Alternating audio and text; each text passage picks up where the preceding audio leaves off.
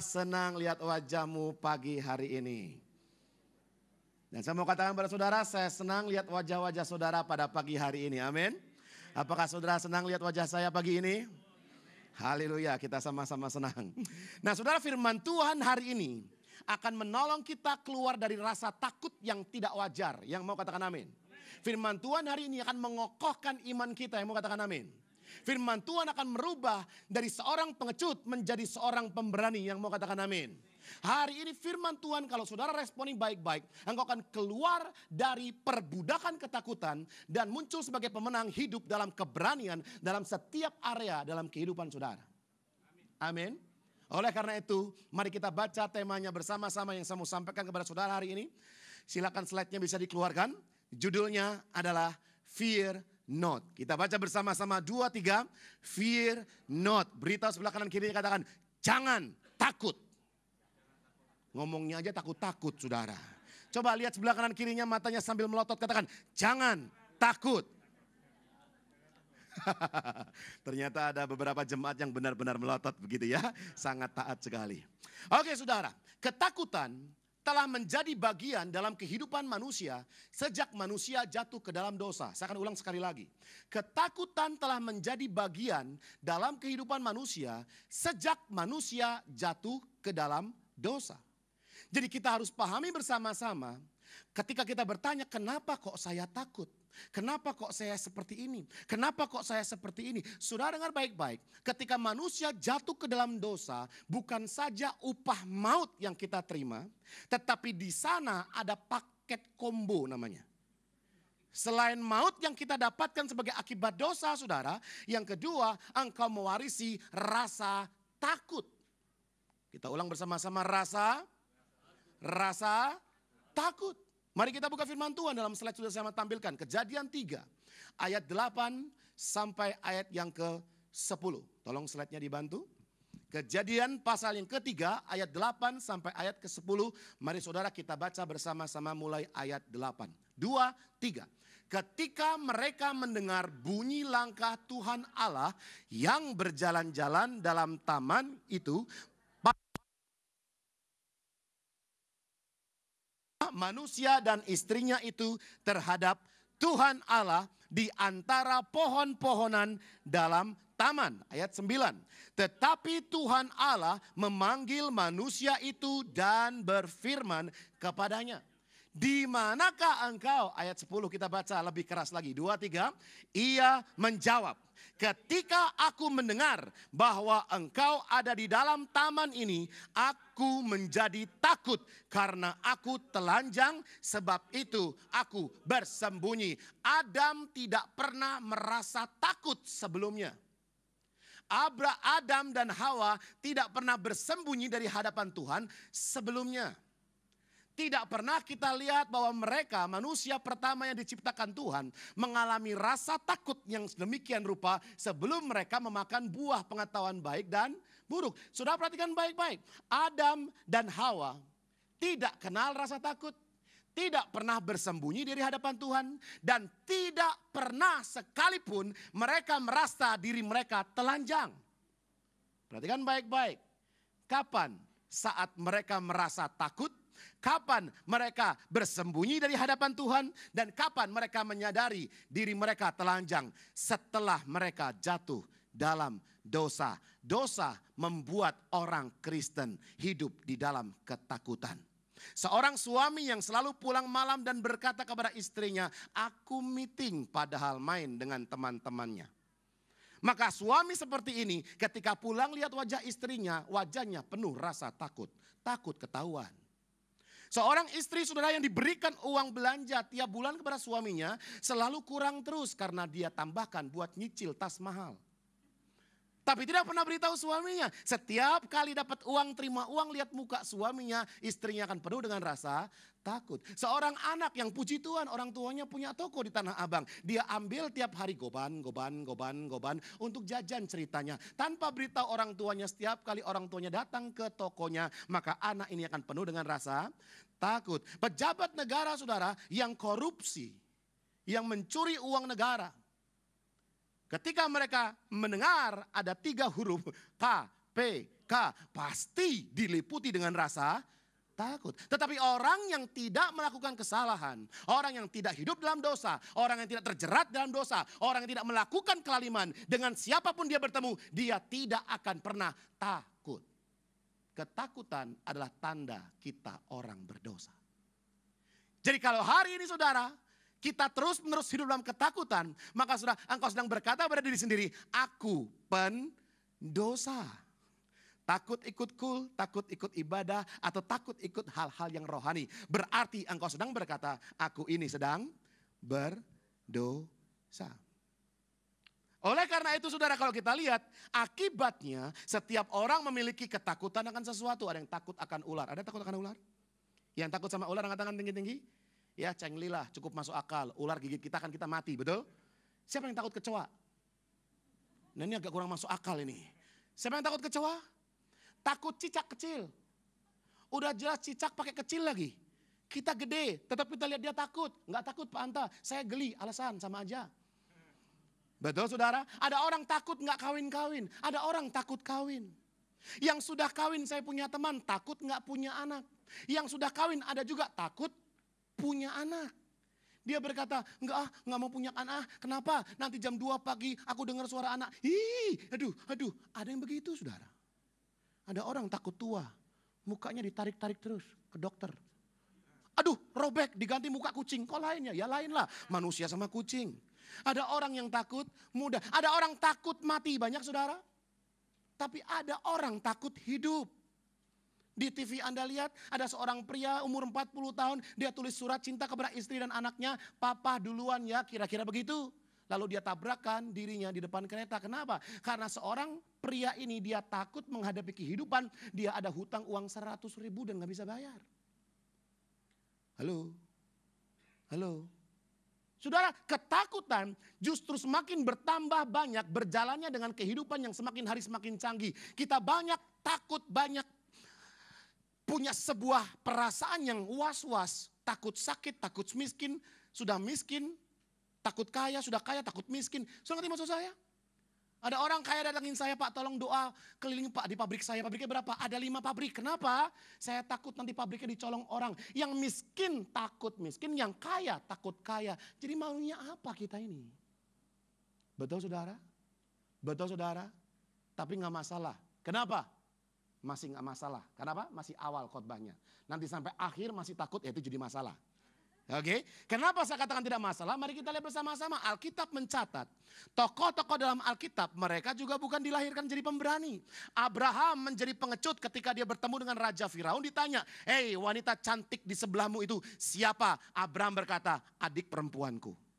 Padahal istrinya, tapi dia takut nanti kalau istrinya diambil raja dia dibunuh. Abraham takut mati. Lalu kita lihat Yakub takut kepada Esau. Ketika Yakub setelah mencurangi Esau, Yakub didatangin oleh Esau dengan 400 pasukan. Dan firman Tuhan mencatat, Yakub takut sampai sesak hati. Itu maksudnya sesak napas. Kira-kira begitu, itu sang Yakub yang namanya diganti jadi Israel. Ternyata dia pernah jadi pengecut. Kita lihat saudara, Musa takut ditolak. Ketika Tuhan datang kepada dia lewat api dalam sekam. Dan Tuhan berkata, Musa akan kupakai engkau mengeluarkan bangsa Israel dari Mesir. Tapi Musa berkata, takut. Nanti kalau mereka nanya jawabnya gimana? Nanti kalau berita sebelah kanan kirinya, aku kenal satu orang seperti itu. Kenal saudara? Oh ada yang ngomong, saya kenal baik Pak dengan orang seperti itu Pak. Kemudian kita lihat saudara, ketika Tuhan memanggil Gideon, di manakah Gideon hari itu? Gideon sedang mengirik di tempat yang tersembunyi. Kenapa dia mengirik aja bersembunyi saudara? Karena Gideon bermasalah dengan gambar dirinya. Dia orang yang minder. Tuhan datang kepada dia sengaja. Tuhan berkata, "Hai Gideon, pahlawan yang gagah berani." Mungkin Gideon berkata seperti anak muda zaman sekarang, gagah berani dari Hong Kong. Saya sendiri bersembunyi, tidak percaya diri. Sampai Tuhan akhirnya harus meyakinkan dia dengan memberikan berbagai tanda. Baru Gideon serak. Baru Gideon berani. Ya udah deh Tuhan, pakai deh gue deh. Kita lihat saudara, kehidupan murid-murid Tuhan Yesus ketika di atas Danau Galilea ada badai. Mereka juga takut. Nabi besar Elia. Dia takut, dia kabur, dia sembunyi di goa karena dikejar oleh Isabel. Betul saudara? Isabel mengejar dia sampai dia akhirnya ketakutan. Sampai-sampai mau beli snack aja ke Indomaret dia takut saudara. Tuhan harus kirim burung gagak untuk suplai makanannya. Saudara, Elia juga pernah jadi pengecut. Perhatikan baik-baik. Semua orang yang dipakai Tuhan dahsyat luar biasa di akhir hidupnya. Kebanyakan mereka pernah menjadi pengecut atau mereka pernah menjadi penakut. Sudah dengar baik-baik hari ini pertanyaan saya. Siapa yang hari ini engkau masih merasa takut akan kehidupan? Takut akan masa depan? Takut akan anak-anak sekolahnya? Takut akan bisnisnya? Angkat tangan tinggi-tinggi. Puji Tuhan, gak ada yang takut, khotbah saya semakin gampang. Haleluya. Kalau hari ini saudara angkat tangan di dalam hati dan berkata, ya Pak Anta, saya masih takut, dengar baik-baik. Engkau akan dipakai Tuhan dahsyat luar biasa. Kenapa? Karena mereka yang penakut ini, Tuhan akhirnya pakai dengan dahsyat dan luar biasa. Saudara, mengalami ketakutan itu biasa. Karena upah dosa bukan hanya maut tetapi ketakutan. Tetapi dengar baik-baik, tidak untuk selama-lamanya kita menjadi takut. Tuhan mau supaya saudara dan saya keluar dari ketakutan. Dan membiarkan diri kita dipakai olehnya menjadi berkat bagi diri kita dan banyak orang yang lain. Katakan amin. Beritahu sebelah kanan kirinya, walaupun aku dulunya penakut, hari ini aku pemberani. Amin. Beritahu sebelah kanan kirinya. Oke, berarti masih ada yang penakut karena tidak semuanya berkata seperti itu. Nggak masalah, kenapa boleh? Karena khotbahnya masih sepertiga, belum selesai. Nggak masalah. Oke, nah saudara, oleh karena itu saya akan sampaikan ada dua pendapat saya. Menurut saya ada dua hal yang Yesus pulihkan ketika dia datang ke dunia ini. Saya ulang lagi, Yesus Kristus datang ke dunia disalib mati untuk menebus dosa kita. Ada dua hal yang dia pulihkan. Beritahu sebelah kanan kirinya, dua hal. Ya tolong kalau punya jari-jarinya dikeluarkan ya, jangan malu-malu. Dua hal. Oke, dua hal. Yang pertama, saudara bisa catat. Yesus datang ke dunia ini untuk memulihkan hubungan saya dengan Bapa. Adam berdosa, Adam bersembunyi. Betul saudara? Dia tidak berani ketemu dengan Bapa. Yesus datang ke dunia ini supaya saudara dan saya tidak lagi seperti Adam bersembunyi di hadapan Bapa. Tetapi kita berani melihat Bapa muka ketemu muka. Betul saudara? Firman Tuhan kita baca. Roma 8 ayat 15. Silakan dicatat saudara kalau Anda mau baca di rumah lagi. Sebab kamu tidak menerima roh perbudakan yang membuat kamu menjadi takut lagi. Saudara, kalau saya berkata makan lagi berarti tadi pagi sudah. Kalau mandi lagi berarti tadi sudah. Kalau ke gereja lagi berarti tadi sudah ke. Kalau khotbah lagi berarti tadi pagi sudah. Firman Tuhan berkata, sebab kamu tidak memperoleh roh perbudakan yang membuat kamu takut lagi. Jadi Tuhan tahu kita semuanya pengecut. Tuhan tahu kita semuanya penakut. Tapi Yesus datang supaya saudara dan saya tidak takut lagi. Amin. Amin.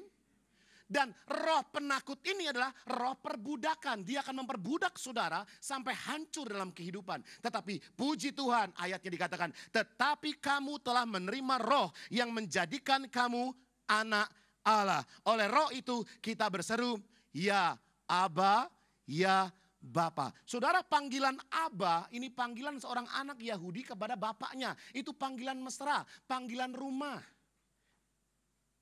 Jadi anak Yahudi akan memanggil Tuhan itu seperti panggilan mesra dia dengan bapaknya.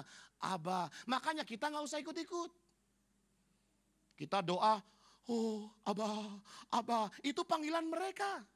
Kita tidak diminta untuk mencontoh kata-katanya, bukan. Kalau Anda ke Korea, Abuji. Bukan Aba. Abuji, kamsahamnida. Kan kira-kira begitu ya. Sisanya gak ngerti. Kalau Anda ke China Mandarin. Oh Tianfu, Tianfu, cincong waling ceng, cincong waling ceng. Nggak ngerti saya, tapi saya tahu Tianfu. Jadi panggilan mesra Anda dengan Bapa di surga itu apa? Terserah, jangan terlalu permasalahkan nama kata-katanya. Kok kurang pas, kok beda. Saudara Abraham ketemu dengan Tuhan. Abraham panggil dia apa? Elohim. Halo? Karena apa? Karena dia bertemu dengan Allah yang tidak dia kenal. Tapi setahu dia, roh yang paling hebat, dewa yang paling dahsyat itu Elohim. Ini dahsyat nih, cocok pakai nama ini. Saudara, jadi Tuhan Yesus datang ke dunia ini supaya saudara dan saya tidak takut lagi bertemu dengan Tuhan. Yang mau katakan amin? Yang mau katakan amin? Yang kedua, Yesus datang ke dunia ini bukan hanya memulihkan hubungan kita secara vertikal dengan Tuhan. Tapi Yesus datang ke dunia ini untuk memulihkan hubungan horizontal kita dengan sesama. Saya beri contoh. Apakah orang yang setiap hari datang kepada Tuhan, dia memuji, menyembah dan berdoa, pasti dia berani bertemu dengan orang-orang di sekitarnya? Belum tentu. Apakah kita akan menjadi otomatis bisa presentasi di depan orang banyak karena kita rajin bersekutu dengan Tuhan? Belum tentu. Apakah kita ketika ketemu pelanggan yang susah, customer yang sulit sebagai seorang sales, Anda berani terus untuk berjualan karena tiap hari bertemu dengan Tuhan? Belum tentu. Jadi komplit sekali Yesus berkata begini, ketika saya datang, saya mau memulihkan hubunganmu dengan Bapa supaya engkau bisa tidak takut lagi dan bisa memanggil dia panggilan mesra. Itu penting sekali. Tetapi yang kedua, sebab Allah memberikan kepada kita bukan roh ketakutan, melainkan roh yang membangkitkan kekuatan, kasih, dan ketertiban. 2 Timotius 1 ayat 7. Intinya apa? Tuhan juga mau supaya saudara dan saya tidak takut menghadapi kehidupan yang ada hari-hari ini. Tidak takut menghadapi pekerjaan kita, bisnis kita, tantangan, kesulitan, persoalan, masalah, apapun beritahu sebelah kanan kirinya. Fear not. Jadi kita harus komplit saudara. Tidak takut bertemu dengan Bapa, juga tidak takut bertemu dengan kehidupan. Amin. Halo. Amin. Bagaimana mungkin kita jago kandang ketemu dengan Tuhan gak takut. Ketemu yang bukan Tuhan takut saudara. Ya. Nah saudara, pernah juga ada teman saya ketika pergi jalan-jalan saudara, kita ke hutan begitu ya. Saya tanya sama dia, kamu takut gak sama saya? Takut pak katanya. Sama setan takut gak? Enggak pak, saya lebih buruk dari setan dong. Ya ini joke aja saudara. Tapi menarik, jangan sampai saudara kita dengan Tuhan tidak takut, tapi dengan manusia kita takut. Takut pada manusia mendatangkan jerat saudara. Amin. Nah oleh karena itu saudara, mari kita lihat sedikit pengajaran. Oke, saudara punya gelas di rumah masing-masing? Oke, pertanyaan saya buat saudara begini. Apakah semua orang di dunia ini adalah orang beriman? Oke, yang setuju, ya pak, semua orang beriman, angkat tangan tinggi-tinggi. Oke, yang tidak setuju, tidak semua orang beriman, angkat tangan tinggi-tinggi. Oke, yang sengaja tidak mau angkat tangan tinggi-tinggi. Oke, sudah perhatian baik. Menurut saya, semua orang di dunia ini beriman. Tergantung imannya kepada siapa. Orang ateis beriman tidak? Oh, dia beriman. Dia beriman bahwa tidak ada Tuhan. Iman adalah keyakinan. Iman adalah sesuatu yang tidak terlihat tapi kita yakini itu ada. Iman adalah sesuatu yang belum datang tetapi kita yakini itu sudah datang. Iman kalau berdiri sendiri itu adalah sebuah keyakinan. Dan saudara, iman itu bebas nilai. Maksudnya apa? Iman itu ketika kita berkata beriman, beriman kepada siapa? Belum lengkap kan begitu saudara? Beriman kepada Yesus atau beriman kepada selain Yesus? Jadi jangan ajarkan anak-anak kita hanya untuk beriman. Tetapi beriman kepada siapa? Kenapa saudara? Karena menurut saya ketakutan adalah iman yang terbalik. Oke, saya akan jelaskan. Kalau saya memegang gelas seperti ini, saya minta air sama Pak Yupo, kira-kira Pak Yupo bisa isi gelas saya? Bisa dong ya, karena posisinya pas. Tuhan bisa kasih mujizat? Bisa. Nah ini orang yang beriman kepada Tuhan Yesus, dia mempercayai Tuhan dalam segala keadaan, aku bisa sembuh, aku bisa pulih, keluarga aku bisa dirukunkan kembali, aku yakin pasti bisa, imannya positif. Oke. Nah sebelah lagi pakai gelasnya begini, tolong Pak Yupo diisi dong Pak, aku haus Pak, bisa ngisi? Ya nggak bisa, kenapa? Gelasnya salah arah. Gelasnya terbalik. Nah orang yang seperti ini adalah orang yang hidup dalam ketakutan. Pasti gak bisa sembuh, dokter bilang sulit. 300 orang paling satu yang sembuh. Masa aku masuk 300 orang? Gak mungkin. Kawin apalagi. Sulit, susah. Kayaknya gak mungkin pulih. Memang kita harus cerai. Gak bisa. Dia percaya bahwa kehidupannya akan negatif. Saudara, orang yang hidup dalam keberanian mempercayai Tuhan, imannya positif. Orang yang hidup dalam keyakinan mempercayai bukan Tuhan, dia hidup dalam ketakutan yang negatif. Sudah ngerti maksud saya? Yang di sini mempercayai Tuhan lebih dari segala keadaan. Yang di sini mempercayai keadaan lebih daripada Tuhan. Yang di sini walaupun banyak kesulitan, pasti ada jalan keluar. Yang di sini memang ada jalan keluar, tapi sulit. Ngerti maksud saya, saudara? Yang di sini, di setiap kesulitan pasti ada kesempatan. Yang di sini memang kesempatan banyak sekali, tapi pasti sulit-sulit. Sudah, jadi ketakutan itu adalah bentuk iman yang negatif. Karena engkau mempercayai sebaliknya dari kata firman Tuhan. Pasti gak bisa, susah, pasti engkau meyakini sesuatu yang negatif. Itu juga iman. Jadi supaya gampang, katakanlah iman yang benar itu keberanian, iman yang salah itu ketakutan. Oke, yang sini namanya apa, saudara? Keberanian, yang di sini ketakutan. Keberanian mempercayai Tuhan dalam segala keadaan. Itu definisi iman menurut saya. Keberanian mempercayai Tuhan dalam segala keadaan. Itu iman. Saudara, kalau hari ini gelasmu terbalik, gampang, balik aja lagi. Amin. Berita sebelahnya kalau kebalik, balik aja lagi. Kembalilah ke jalan yang benar. Oke, mari kita lihat sebuah kisah, saudara. Abraham. Semua tahu Abraham, tapi menarik, saudara. Sambil saya sampaikan ini, Anda harus belajar membaca Alkitab seolah-olah saya Abraham. Jadi Anda semua siapa namanya? Abraham. Oke, berikan salam, sapa sebelah kanan kirinya, katakan, hai Abraham. Ya, semua kita Abraham. Hari itu Abraham berusia sekitar 75 tahun. Jadi kita pura-pura 75 tahun, ya. Berusia 75 tahun. Dan Alkitab mencatat dia adalah pengusaha yang sukses, kliennya sudah banyak, usahanya maju, ternaknya juga banyak, istrinya cuantik, saudara, sampai raja juga ngiler, kan begitu. Betul ya? Dan kita perhatikan bahwa dalam usia 75 tahun Abraham punya segalanya. Mungkin kalau dia tinggal di Jakarta kita akan majukan dia sebagai calon wali kota. Masalahnya cuma satu, dia punya segalanya, hanya satu dia tidak punya, itu tidak punya anak. Betul, saudara? Tidak punya anak. Kemudian slide saya bisa dikeluarkan kalau sudah bisa muncul. Kejadian 12 ayat 1 sampai 2. Oke, saya akan bacakan buat saudara.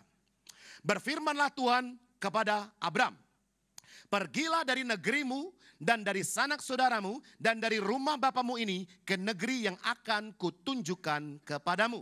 Ayat kedua, aku akan membuat engkau menjadi bangsa yang besar dan memberkati engkau serta membuat namamu masyhur dan engkau akan menjadi berkat. Saudara perhatikan baik-baik. 75 tahun sudah menikah tanpa anak, duitnya banyak, dia sudah biasa, saudara, berbisnis di sana, tanahnya banyak, kawanan domba dan ternak kambingnya, semuanya banyak. Kaya sekali. Tiba-tiba Tuhan datang kepada dia dan berjanji, Abraham, semua Abraham namanya kan? Abraham, keluarlah dari rumahmu, katakanlah begini, pindahlah dari Jakarta ke BSD, ke rumah saya. Kira-kira begitulah. Tapi saya rasa ini lebih jauh lagi ya. Pindahlah dari kota tempat lahirmu, aku akan membuat engkau kaya raya. Menarik gak, saudara? Menarik, saudara? Pertanyaan saya, apakah kekayaan yang membuat Abraham mau keluar dari rumahnya? Ini harus kita selidiki lebih dalam lagi, saudara. Apakah Abraham berkata, siap komandan, kaya kan? Kita jalan. Posisi Abraham, dia sudah kaya raya. Pak, orang kaya kan pengennya tambah kaya, Pak. Betul. Tapi kalau orang kaya duitnya banyak luar biasa, umurnya 75 tahun gak punya anak, kira-kira apa yang menarik bagi dia? Halo? Sudah ada lihat kata-kata yang saya kuningkan itu? Sudah perhatikan baik-baik. Tuhan berkata, aku akan menjadikan engkau bangsa yang besar. Yang menarik perhatian Abraham. Sehingga dia korbankan kenyamanannya, korbankan klien-klien yang sudah banyak. Saudara, katakanlah beginilah. Saudara di Mangga Besar, 350 gereja di kota Jakarta sudah pesan risoles kepada saudara tiap minggunya. Omset jelas, 300 juta sebulan. Tiba-tiba Tuhan berkata, pindahlah kamu ke Mojokerto. Ya kan? Atau ke Pekalongan. atau kau salah 3, akan kubuat engkau laris manis di sana. Mungkin engkau berkata, sudah laris Tuhan. Ngapain mesti pindah? Sudah ngerti maksud saya? Jadi bukan masalah ekonomi, bukan masalah kekayaan. Menurut saya, kalau saya jadi Abraham saudara, ada kata yang menarik, bangsa yang besar.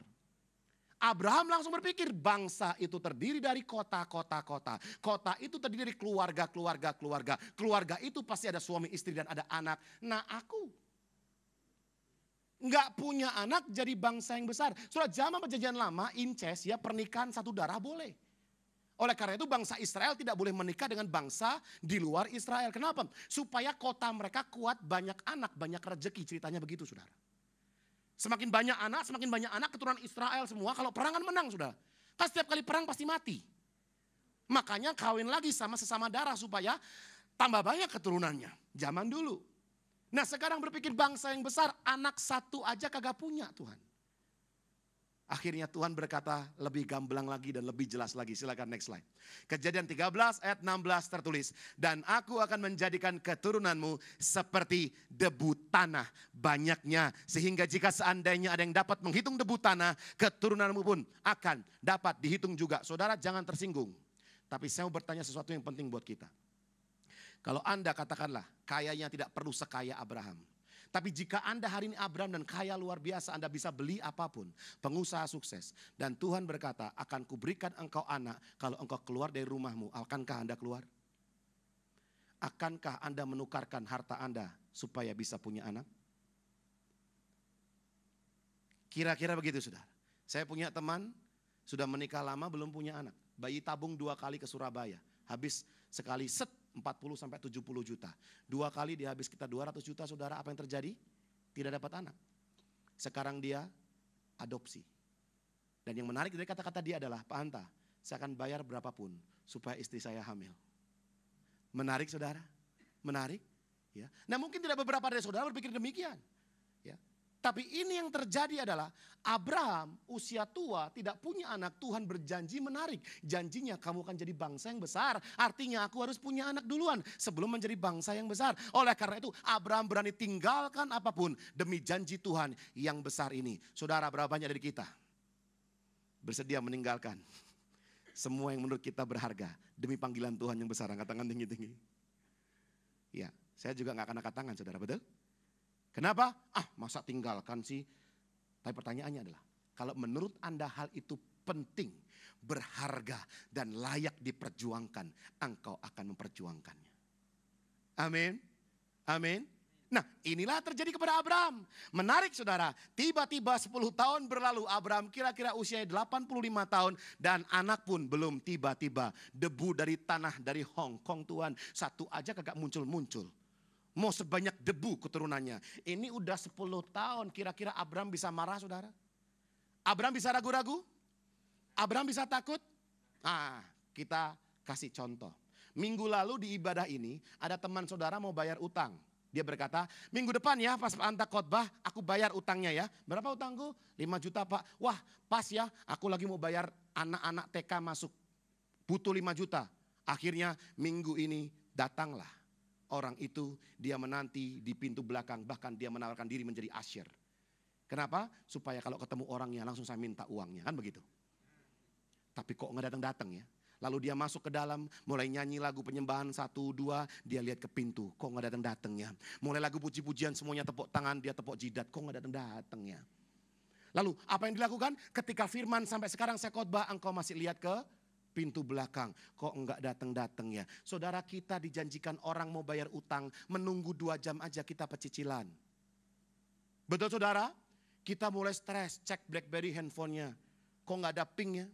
Anda ping sampai pingsan, orangnya juga enggak jawab-jawab. Anda miss call sampai enggak punya pulsa. Nah sudah perhatikan baik-baik, menunggu 2 jam saja itu rasanya udah mau mati rasanya. Siapa yang suka menunggu di ruang tunggu? Nunggu antrian di teller bank. Halo? Bahkan ada orang berkata, Pak Anta, aduh aku capek antri Pak. Sesuai dengan namanya katanya bank capek antri. Ada yang berkata begitu. Tidak semua orang suka menunggu. Saudara Abraham menunggu 10 tahun. Menurut saudara Abraham berhak kecewa tidak? Abraham berhak takut tidak? Saudara dengar baik-baik hari ini, kalau engkau sudah berdoa kepada Tuhan dan doanya belum dijawab, membuat engkau takut dan was-was, dengar baik-baik, ceritanya belum selesai. Mari kita lihat bersama-sama saudara. Abraham bukan tipe seperti Petrus. Petrus kalau marah saudara, ngomong dulu mikirnya belakangan. Betul saudara? Petrus cukup temperamental. Tapi Abraham itu kalau menurut riset penelitian Alkitab, dikatakan dia orang tipe plekmatis, orang tipe stabil. Disukai istri, disayang orang lain saudara, ceritanya begitu. Orangnya kalem, tenang, dan gak marah meledak-ledak. Tapi kalau marah dia ngomongnya pelan, langsung nusuk ke hati. Berita sebelahnya, kayaknya aku kenal satu orang yang seperti itu. Kemudian di dalam penungguan penantiannya diliputi rasa takut saudara. Kejadian 15 ayat 2, tidak ada di slide ya. Kejadian 15 ayat 2, Abraham berkata seperti ini. Ya Tuhan Allah, apakah yang akan engkau berikan kepadaku? Karena aku akan meninggal dan tidak mempunyai anak. Ini dalam. Ya, ini dalam sekali. Contoh, saya anaknya Pak Yupo gitu ya. Ya papi, paling juga gue mati gak punya motor. Sampai mati juga pasti gak punya motor. Karena apa? Karena 10 tahun yang lalu papinya berjanji akan kuberikan kau motor. Tapi sudah 10 tahun motornya gak kunjung-kunjung tiba. Muka kita udah kayak motor. Tapi mana motornya? Dia berkata, ya paling sampai gue mati, papi pembohong doang. Kira-kira begitulah. Ya. Kalau kita lihat bahasa konteksnya saudara, paling aku akan meninggal tanpa punya anak. Maksudnya apa? Janjimu palsu kok. Kamu ngomong doang kok. Mana buktinya? Kira-kira begitu. Tapi ini bahasanya indah sekali. Ya Tuhan, apakah yang akan kau berikan kepadaku? Karena aku kan meninggal dunia dan tidak punya anak. Dalam gak saudara? Berapa banyak dari saudara, engkau berdoa kepada Tuhan meminta sesuatu. Sorry, saya ulang pertanyaan saya. Berapa banyak dari saudara masih berdoa? Angkat tangan tinggi-tinggi. Ya ini dulu. Berapa banyak dari saudara masih berdoa? Angkat tangan tinggi-tinggi. Berapa banyak dari saudara berdoa meminta sesuatu, mujizat, pertolongan dan belum ditolong? Belum dapat mujizat, belum sembuh. Angkat tangan tinggi-tinggi. Saudara, enggak sendirian. Abraham nunggunya 10 tahun. Amin. Kuatkan sebelahnya, jangan menyerah. Jangan menyerah. Oke, nah saudara mari kita lihat. Padahal, slide-nya bisa dikeluarkan. Kejadian 15 ayat 1. Tuhan sudah lebih dulu berkata kepada Abraham seperti ini. Kejadian 15 ayat 1, next slide silakan. Janganlah takut Abraham, akulah perisaimu. Upahmu akan sangat besar. Bahasa Inggrisnya, fear not Abraham, I am your shield. Jelas sekali, Tuhan berkata kepada Abraham di ayat sebelumnya, jangan takut, tapi sering kita takut. Jangan takut, kita terus H2C, harap-harap cemas. Kita dikatakan jangan takut, tapi kita masih pasang muka sinetron yang penuh dengan air mata rasa ketakutan. Saudara dengar baik-baik, mari kita lihat bersama-sama ayat ini. Oke, perhatikan baik-baik. Saya bisa minta tolong, Bapak maju ke depan Pak, kita berikan tepuk tangan buat teman saya. Oke, terima kasih. Perhatikan baik-baik, lihat slide-nya jangan dihilangkan. Oke. Firman Tuhan berkata kepada kita semua, firman Tuhan berkata kepada Abraham yaitu saudara, jangan takut, aku akan memberikan engkau perisai. Amin. Amin. Kok gak aktif ya? Amin. Aduh salah juga ya. Firman Tuhan berkata, jangan takut, aku akan memberikan engkau perisai. Amin. Sudah saya bilang salah, masih juga ya kenceng-kenceng jawabnya. Ya, kalau ada kesalahan ya bertobatlah saudara ya. Saya ulang lagi. Firman Tuhan berkata, akan kuberikan kau perisai. Jangan takut. Amin. Ya kan? Orang Kristen digeras sedikit aja udah takut begitu. Ayo dong percaya diri. Tuhan berkata jangan takut, akan kuberikan engkau perisai. Amin. Terima kasih ya Pak ya. Tuhan tidak berjanji memberikan kita perisai. Tapi Tuhan berjanji dia akan menjadi perisai bagi kita. Amin. Kita cek. Suami istri, saya tidak mau mempermalukan Anda. Tidak. Saya hanya mau mengeratkan hubungan suami istri. Silakan yang suami bawa istrinya, silakan berdiri. Akuilah istrimu di hadapan publik. Yang sebelahan duduk sebelahan. Yang masih tugas gak apa-apa, gak usah ya. Lagi doa, dipanggil buka pintunya, jangan gak usah. Silakan yang suami istri duduk sebelahan, berdiri semuanya. Berdiri semuanya, sudah cukup? Ya. Pertanyaan saya, tidak malu memandang suami istrinya berdiri, gak malu ya Pak ya? Gak malu ya?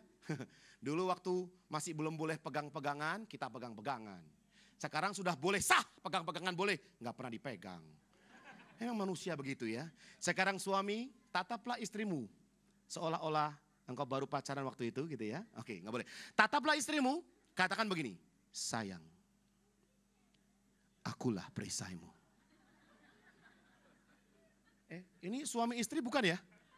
Atau tetangga sebelah? Suami tatap istrimu, katakan, sayang, akulah perisaimu. Istri jawab, tidak mau.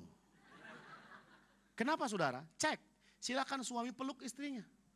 Sampai ada bagian dalam istrinya yang tidak kelihatan. Semuanya tercover, bisa nggak? Coba silakan dipeluk. Hah? Suami silakan peluk istrinya. Oh apalagi istri saya peluk saya. Oh nggak bisa, banyak yang kosong. Oke, sudah peluk istri. Semuanya bisa rapat. Bisa rapat. Dengar baik-baik, suamimu tidak bisa menjadi perisai buat engkau. Amin. Uangmu tidak bisa jadi perisai buat engkau. Kedudukan jabatan kenalanmu tidak dapat jadi perisai buat engkau. Semua perisai dunia tidak ada yang bisa menjadi perisai kita. Amin. Silakan duduk semua Bapak Ibu Saudara. Terima kasih. Jadi kalau suami berkata, akulah perisaimu. Istri berkata, tidak mau.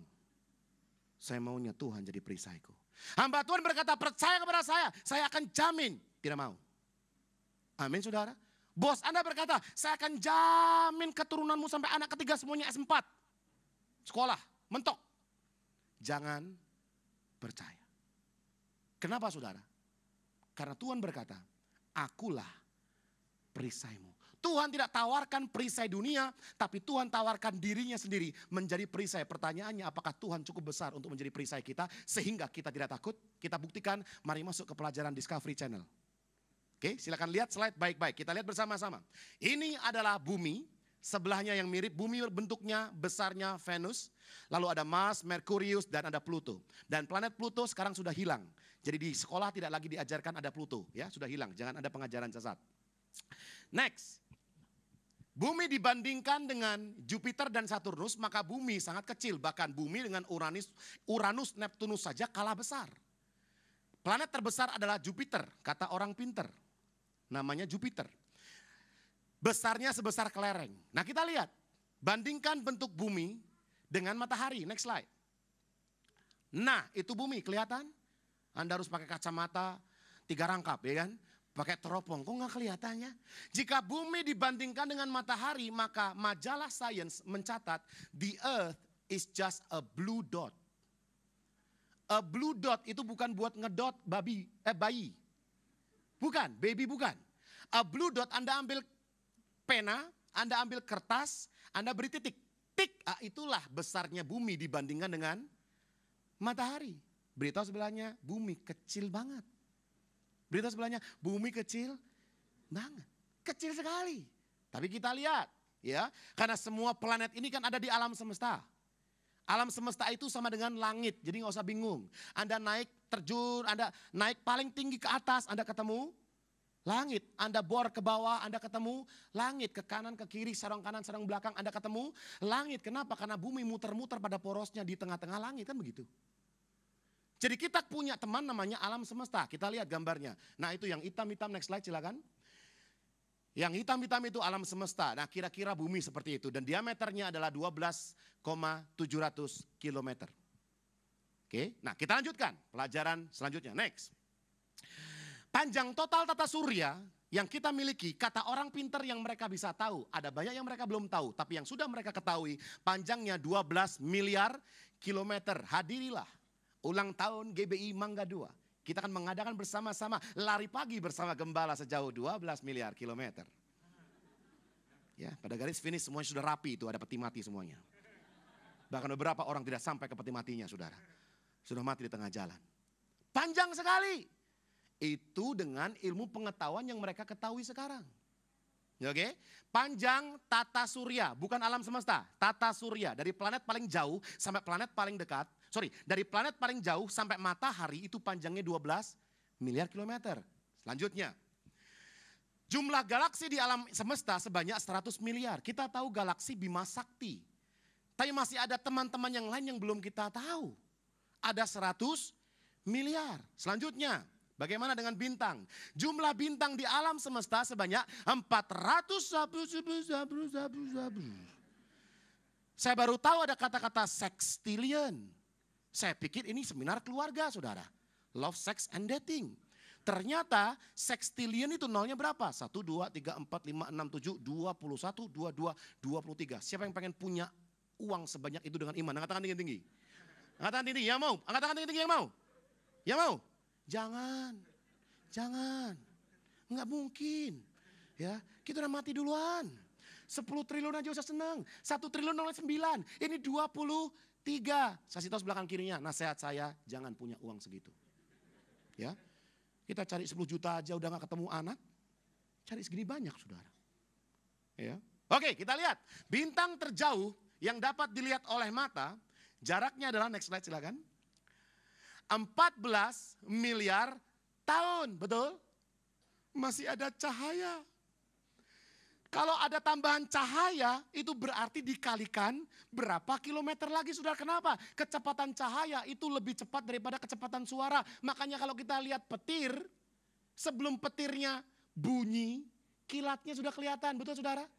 Cepetan cahaya, baru suara nyusul. Dia pakai bus nomor 3, saudara.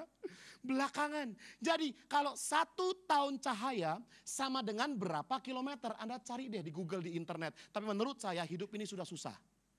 Jangan tambah mempersulit kehidupan kita dengan mencari yang begini-beginian, saudara. Ya, udah sulit. Ya, Anda cari begini gak dapat duit kan? Ngapain? Mendingan jualan. Nah, saudara, tapi 14 miliar tahun cahaya, itu 14 miliar tahun dikali berapa miliar tahun lagi? Jumlahnya panjang. Nah, mari kita lihat. Ini yang menarik, dikatakan para ahli untuk mencapai. Gaya banget ya saudara ya. Mereka sok tahu. Tapi ya paling tidak kita belajar dari kesoktahuan mereka kan. Katanya untuk mencapai ujung alam semesta dibutuhkan 50 tahun cahaya. Tadi nggak pakai cahaya aja udah panjang, saudara, 23 nol. Sekarang nolnya tetap masih banyak. 1, 2, 3, 4, 5, 6, 18, 19 nol, tapi pakai cahaya. Anda kalikan lagi. Jadi kira-kira saudara kalau astronot mau ke bulan atau ke luar angkasa, yang dicek apa? Umur. Karena jangan sampai begitu dia terbang, pulang udah bangke, saudara. Karena begitu keluar jalannya pelan. Tapi muka tambah keriput. Karena jauhnya luar biasa. Kalau dilihat, wah ini gak bisa balik nih, gak boleh berangkat.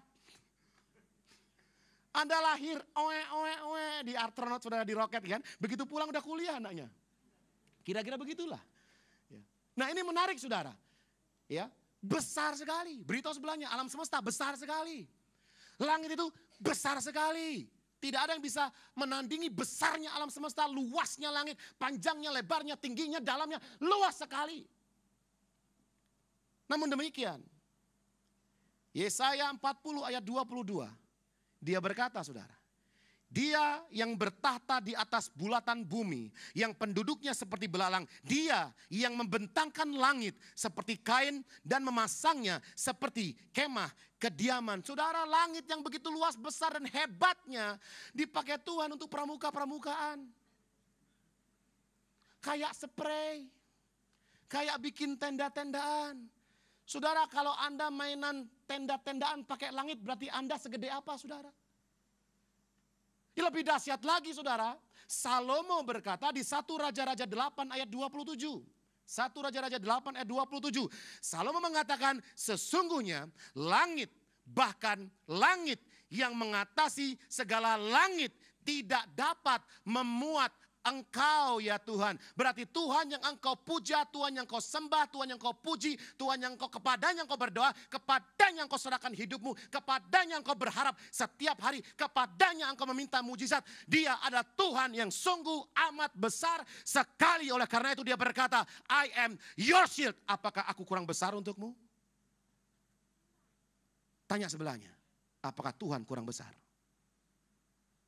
Salomo orang paling pintar, orang paling kaya. Dan dia berkata, langit yang besar tidak bisa memuat Tuhan. Berarti Tuhan besarnya luar biasa. Dan Tuhan yang besar luar biasa, dia berkata, I am your shield, fear not. Dia ambil satu bulu matanya. Anta, maju. Dia lilit badan saya pakai bulu matanya. Sampai tidak ada ruang kosong lagi. Perisainya jadi set. Udah selesai. Siapa lagi? Masih ada saudara bulu matanya. Kenapa? Karena bumi jadi pijakan kakinya. Saudara, jadi Tuhan ini besar sekali. Kalau Tuhan menjadi perisaimu dan Tuhan itu Tuhan yang besar sekali, maka kita tidak berhak takut. Karena itu Tuhan berkata, jangan takut. Beritahu sebelahnya, jangan takut. Sekali lagi, jangan takut. Berarti benar apa yang dikatakan oleh Roma 8 ayat 31.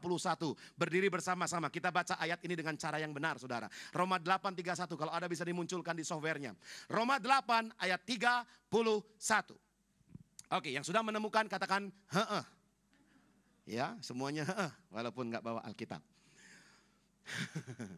Roma 8 ayat 31 kita baca 2-3. Sebab itu apakah yang akan kita katakan tentang semuanya itu? Jika Allah di pihak kita, siapakah yang akan melawan kita? Surat cara bacanya yang benar bagaimana? Oke, kita baca ya, saya bacakan. Jika Allah di pihak kita, siapakah yang akan melawan kita? Cara bacanya sudah benar belum? Oke, jika Allah di pihak kita, siapakah yang akan melawan kita? Cara bacanya sudah benar belum? Oke, yang benar gimana? Silakan baca. 2-3. Oh gitu. Jika Allah di pihak kita, siapakah yang akan melawan kita? Katanya begitu ya. Sudah pengen tahu cara yang benar bacanya bagaimana? Sebelah kiri pengen tahu cara baca yang benar-benar? Ya udah kalau nggak mau tahu silakan duduk ke saudara ya. Pengen tahu cara baca yang benar? Pengen tahu? Oke, kalau pengen tahu Alkitabnya ditaruh semuanya, kosongkan tangan. Cara baca yang benar. Oke, sambil dilihat di situ. Ya, tangan kanan diangkat. Taruh di pinggang seperti saya. Badan condong ke kanan. Set. Oke, kepala agak ke kanan, set, tangannya ke depan, set. Jika Allah di pihak saya, siapa lawan saya? Itu cara baca yang benar, silakan praktek ke sebelah-sebelahnya. Jika Allah di pihak saya, siapa lawan saya? Sudah, coba praktek ke sebelah kanannya, gantian. Jika Allah di pihak saya, siapa lawan saya? Ini cara baca yang benar, betul saudara? Ini cara baca yang benar. Kalau Tuhan di pihak saya, siapa musuhku? Siapa lawanku? Hah? Hah? Hah? Kira-kira begitu. Tapi dengan siapa kita berbicara seperti ini? Dengan siapa? Dengan sesama manusia. Halo? Aku orang kaya, siapa lawanku? Besok mati orang begini saudara. Saudara, musuh kita bukan darah dan daging. Musuh kita adalah roh-roh jahat. Jadi Anda ketika berhadapan dengan roh jahat, berhadapan dengan masalah, persoalan, roh-roh yang membuat Anda jauh dari Tuhan, Anda harus begini dan berkata, jika Allah di pihakku, siapa lawanku? Bukan dengan manusia yang lain, tapi dengan roh-roh di udara. Amin saudara? Amin. Beritahu sebelahnya, kamu bukan musuhku. Tapi kenapa kita berantem terus? Musuh kita adalah darah dan daging, bukan roh-roh di udara. Amin. Setiap kali roh menyerang kita, kita harus angkat tangan, taruh di sebelah kanan, goyang-goyang sedikit, dan berkata, Allah di pihakku. Siapa lawanku? Nggak ada. Asik nggak saudara? Asik saudara? Kenapa? Karena engkau punya Tuhan yang lebih besar, bahkan langit tidak bisa memuatnya. Dan dia berkata, fear not, I am your shield. Saya tutup dengan sebuah ayat 1 Yohanes 4 ayat 4, tetap berdiri saudara. Kamu berasal dari Allah anak-anakku dan kamu telah mengalahkan nabi-nabi palsu itu. Sebab roh yang ada di dalam kamu lebih besar dari semua roh yang ada di dunia ini. Dengar baik-baik. Roh yang ada di dalam diri kamu lebih besar dari semua roh yang ada di Mangga Besar. Amin. Amin. Amin. Saudara, roh yang saya miliki, katakan, roh yang saya miliki jauh lebih besar dari semua roh yang ada di dunia ini. Oleh karena itu Tuhan berkata, fear not, I am your shield. Dan akhirnya Abraham diberikan keturunan. Keturunannya seperti debu, keturunannya seperti bintang di langit. Dan dia menjadi bapa segala bangsa sampai hari ini. Mereka walaupun pengecut hari ini, tetapi memilih berani mempercayai Tuhan dalam segala keadaan. Engkau akan diangkat Tuhan next level. Tidak hanya menjadi slogan, bisa menjadi kehidupan nyata dalam kehidupan saudara dan saya. Yang mau katakan amin. Yang mau katakan amin. Beritahu sebelah kanan kirinya dengan mata melotot. Fear not, God is your shield. Jangan takut, Tuhanlah perisaimu. Jangan takut, Tuhanlah perisaimu. Amin saudara. Mari kita berikan tepuk tangan bagi Tuhan kita. Kita datang kepada Dia saudara. Mari kita akan nyanyikan sebuah lagu. Mari sambil nyanyikan kau boleh bergandengan tangan.